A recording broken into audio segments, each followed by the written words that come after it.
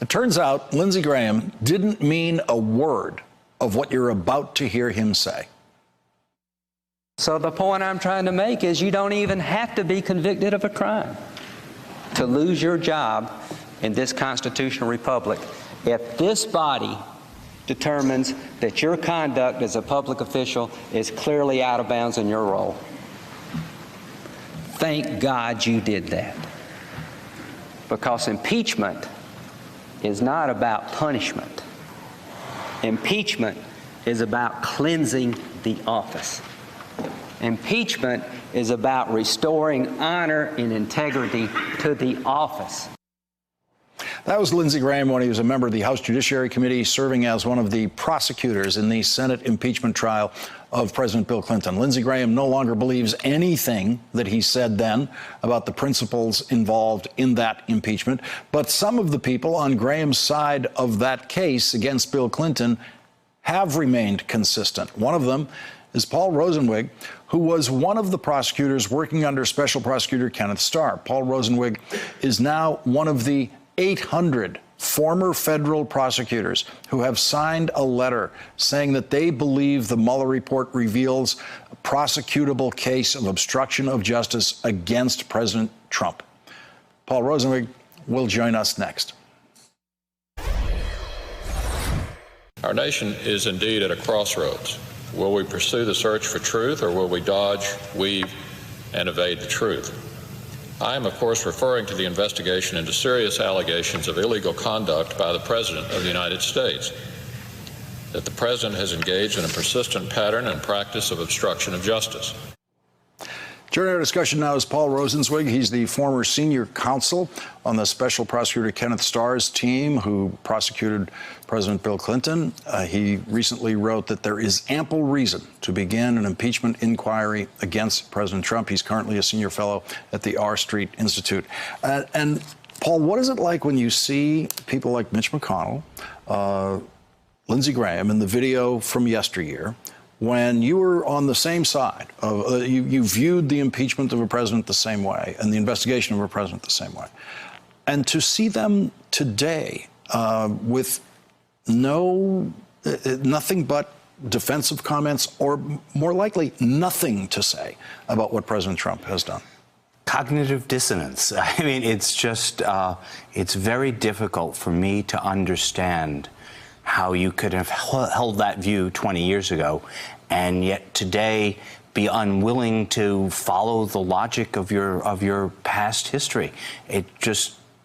It's disappointing, in many ways. I thought politics was more about principle than apparently it is.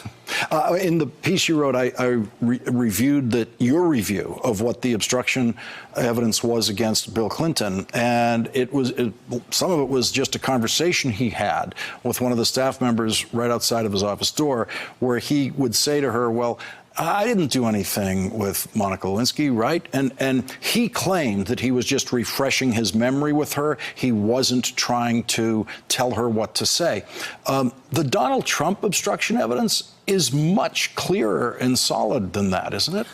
In my judgment, yes. I mean, if you accept what Don McGahn, the White House counsel, has reported to have said, he was actually directed first to fire Mueller, itself possibly an obstructive act, but then certainly obstructive when he was asked to create a false record of the earlier conversation and falsely deny that it had happened. That's kind of a classic instance of tampering with a witness's memory, and it was much blunter, if you will, much more direct than the somewhat subtle efforts of President Clinton.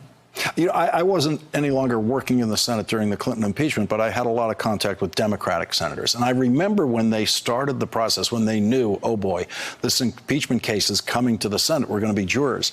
A bunch of them expected to someday come across that passage somewhere that would explain to them exactly what high crime and misdemeanor was.